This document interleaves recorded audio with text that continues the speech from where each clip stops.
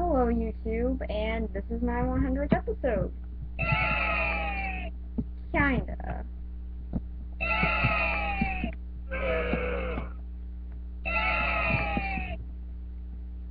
I don't know how to respond to that, but, so, this is kind of my 100th episode. You see, it's my 104th, technically, but, I meant to get this out on Memorial Day, and then, yes, it would have been my 100th episode, but unfortunately, things didn't go right, and I accidentally got this thing out a week later. So, yeah, big mistake on my part there. I really do apologize for it. I'm still getting it out late, technically, but, very sorry I got this out so late, but, yeah, this is my 100th episode. Not my 100th review, just my 100th video. So, yeah. So, what we're going to be looking at today is the Iron Giant. Let's go into it.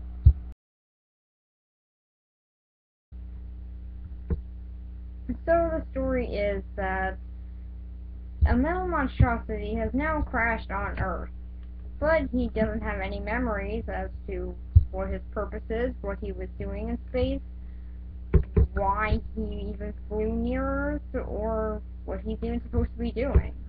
So he just runs around and eats some stuff, which in this case is metal. Yeah, any bit of metal, any piece of scrap metal he finds as dessert. So, as you can tell, that can get quite the attention of the government, especially in the 50s, when people were in fear, mainly of war. So, yeah, he's kind of come down at a bad time, hasn't he? Yep, he definitely has, because now the government is chasing him. But that's okay, because he met a kid. Yep, he met a little boy named Hogarth, who starts teaching him more about humanity and what it's like to be human. Yeah, we've heard it all before. And eventually, he decides, nope, I want to be like my new idol, Superman, because he met a little boy, and the little boy showed him Superman comic books. Because if I found a giant robot, the first thing I would do with it is show it comic books. I got 4 whole comic books I can show it. So, yeah, he definitely didn't waste any opportunity there. Not to show him anything about humans. No, show him comic books. That would teach him a really big thing about humans. And what they would do if they had superpowers. But of course he does have superpowers, and so now he tries being a good guy, and just goes around eating metal still. Still not having a clue what he's doing. Truly, this teaching has gone a long way. But we eventually do find out something very interesting, that whenever he sees one of these, can't see it, this is fake by the way, that whenever he sees one of those, then he eventually activates a defense mechanism that can basically make him use a giant plasma gun. What, you've never seen one of those defense mechanisms? Me? I've seen like 20. So, yeah, again, raising the attention of the government. So now it's more of, can Hogarth help his friend, or will his friend just be blown to smithereens by the government? Anything's possible. So what I really do like about this movie are 2 things. One, the relationship of Hogarth and the Giant. They both have this really strong relationship that actually seems to come through.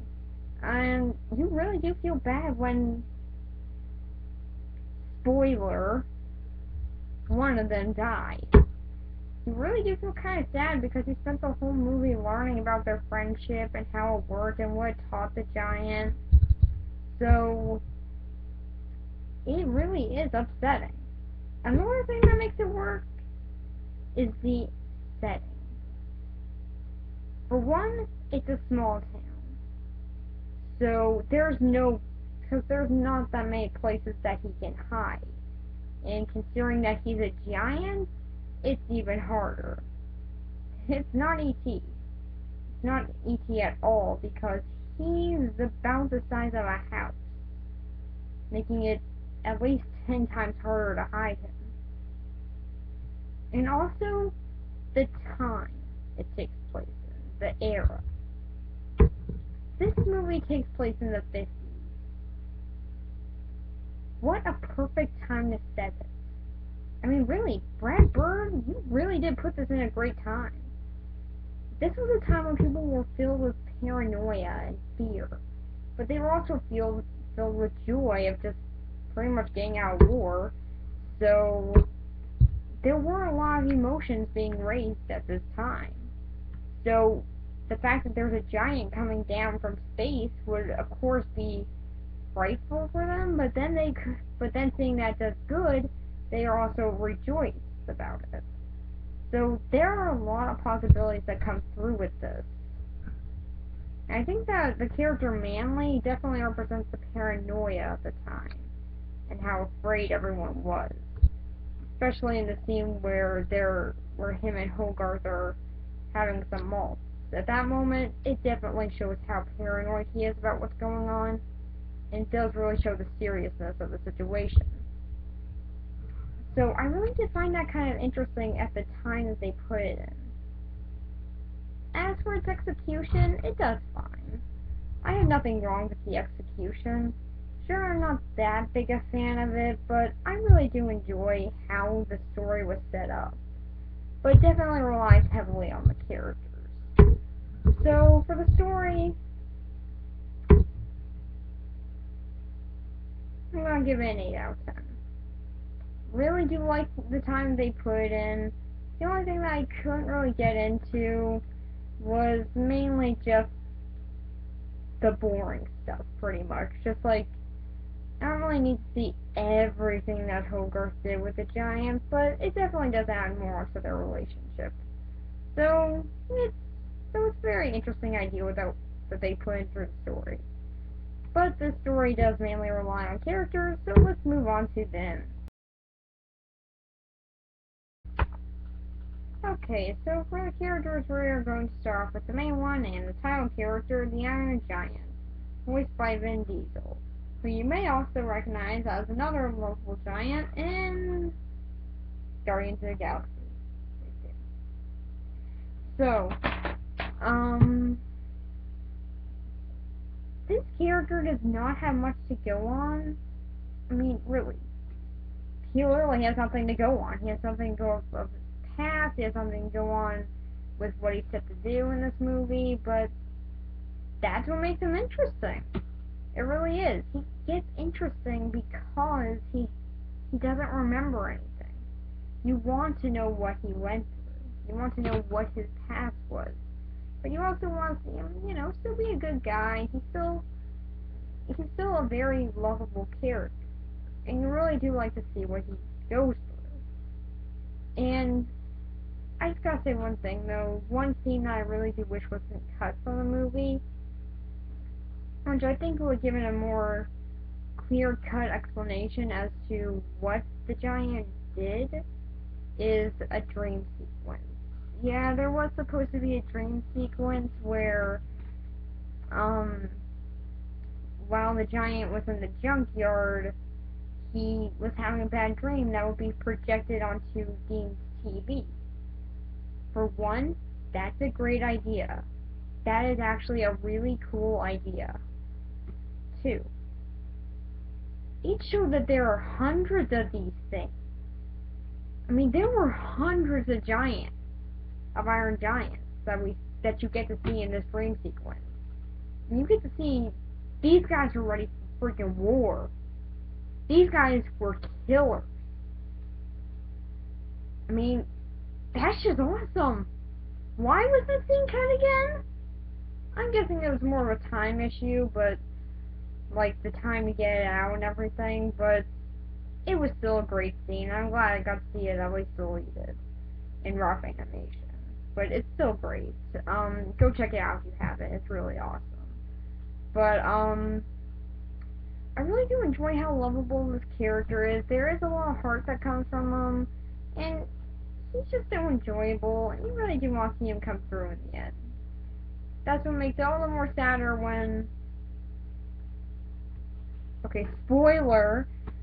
Very big spoiler. If you have not seen this movie, pause this movie, go to the library, and then go get it. Or look it up online, whatever you want to do. Or see if it's on TV. I don't care. Or Netflix. I don't know. There are multiple different options. So... the main part about this giant that everyone really remembers is, ironically, his death. This is probably one of the saddest animated deaths ever. And I'm putting that over Mufasa here.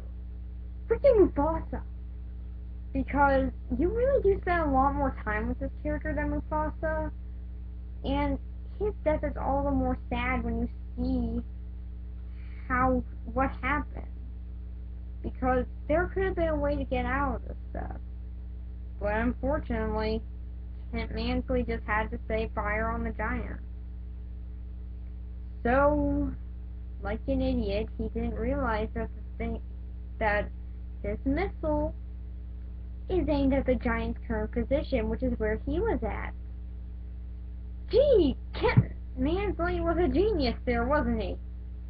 And instead of the giant just punching the missile or anything, which I'm pretty sure could have destroyed it, he unfortunately has to die for this, being a hero and saving many lives, while saying his probably most quoted line, Superman. But then we see him come back to life in the end, so everything's okay. And so I really did enjoy how lovable this character was. His death was very sad, and he's just a really great character. Then after him is Hogarth Hughes, who, even though he's one of the main characters, there's surprisingly not too much to talk about with him. I mean, yeah, he does play a big point, and he does help out the giant a lot, especially in this debate as to whether or not he's a gun or not. But in character-wise, like just an analysis of his character, there's not too much.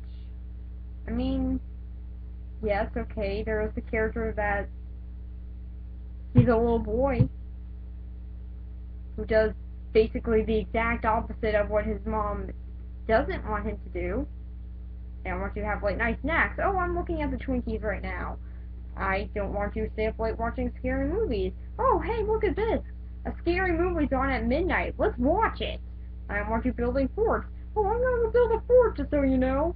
I don't want you leaving the house. Oh, well, I heard a noise outside and the TV got messed up because I was staying up late and watching a movie like you said I shouldn't do. Well, I better go check it out.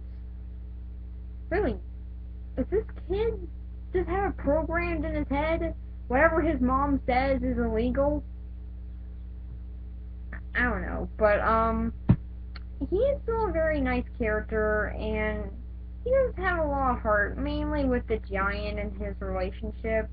Again, that's where most of the heart comes from with this movie, and that's where most of the emotion comes from, too. So, it makes sense that they had to make him as good as possible. And I say they did a good job. I mean, what they did with him was okay. I don't have any real complaint. It's just, there's not too much of a defined character to analyze, unless if you've seen the movie. Then you know he has much more of a character and more of a role. Oh, and I also want to point out this really cool thing that they did with his name. His name is Hogarth Hughes. The writer of the book this movie was based off of was named Ted Hughes. I'm sorry, I just found that out a little bit ago. I just thought it was so cool. I just really wanted to bring that up. And then after Hogarth is Annie Hughes, who is his mother, and who has also suffered the loss of her husband, who apparently died in war in a plane. How do we get all this information? One picture. Yeah, there was actually a scene deleted to explain all this, but they actually have one picture showing it. That's really good use of a visual medium. So she's basically dealing with this death. She's now a single mother. She's having to look out for her kids. She's losing money now. And she's having to work at this diner. She's very stressed out. And I would say that she's a really strong worker. She's a really hard worker. That's her biggest character, is that she's a hard worker. She's trying to do everything that she can for her son while also providing stuff for herself that she knows that she needs, and she really does work hard. And I'm glad that she gets a happy ending, because I don't know, I feel really bad for her. Like, she suffered through a lot, and yet she's still hanging in there, she's still being strong, and she's still going through this, so she's a really good character. Not much to say about her, though. Then there's Dean McLaughlin. McLaughlin? I don't know if I said that right. But his character, there's not much to talk about either. He's really just the cool character. Yeah, that's really his big character trait. And yeah, it is explained a lot more in the movie as to what he is, as to his character, but really, just to sum him up, he's a cool character from the 50s.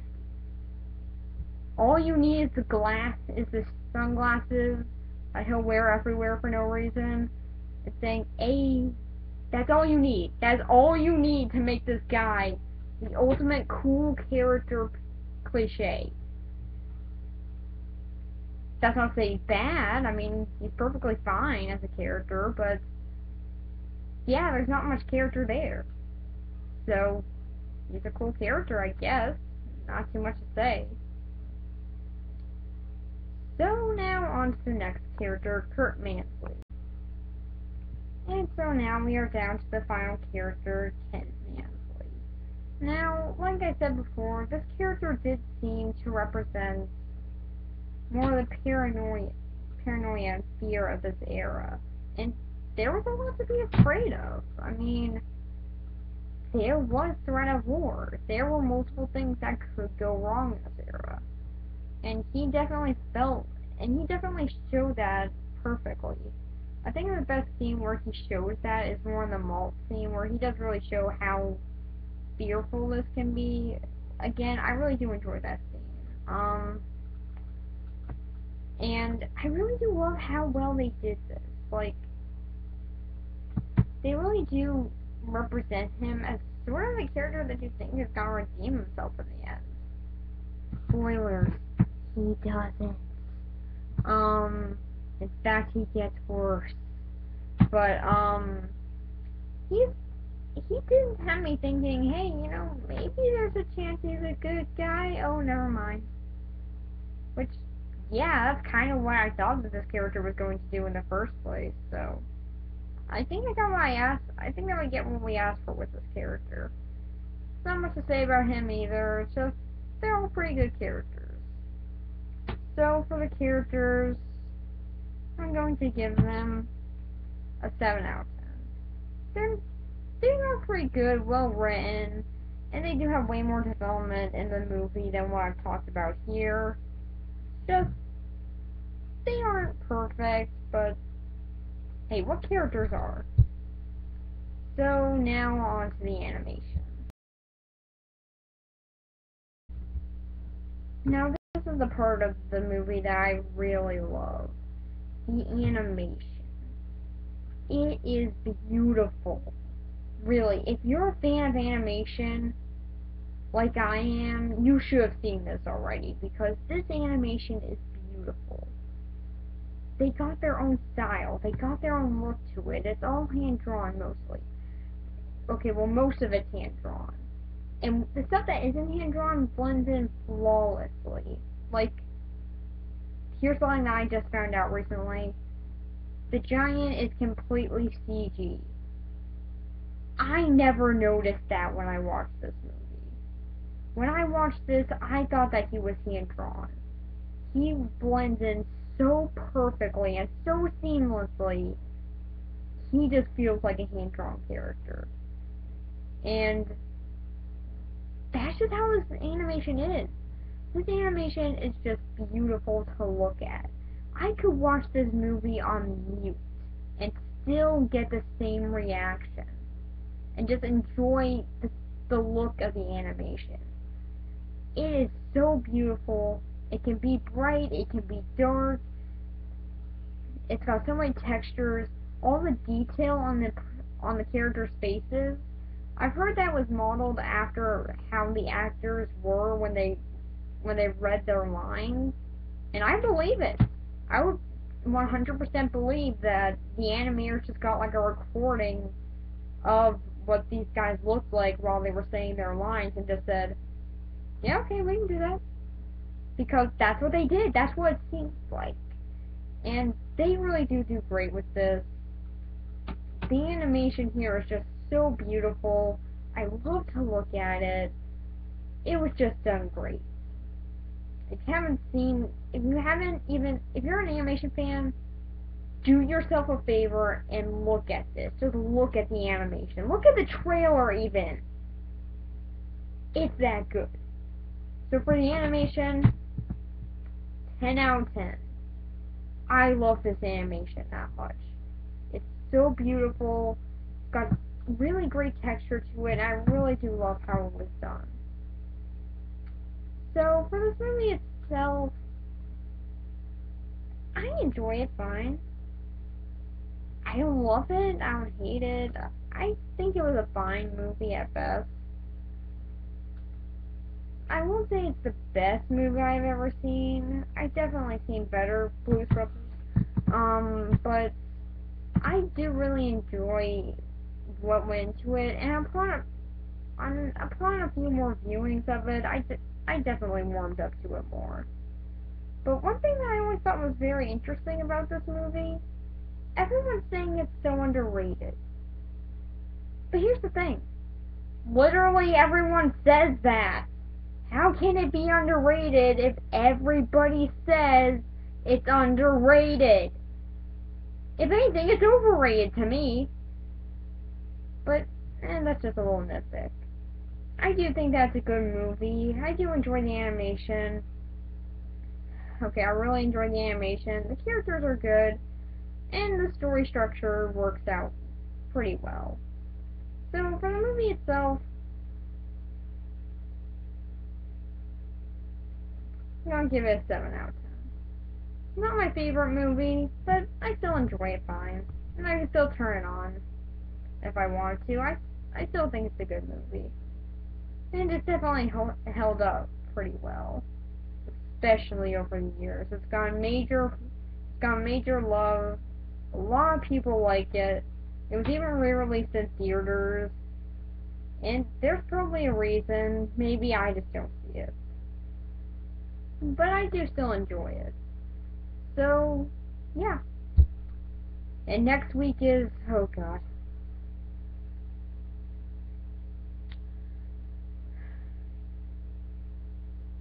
Next week,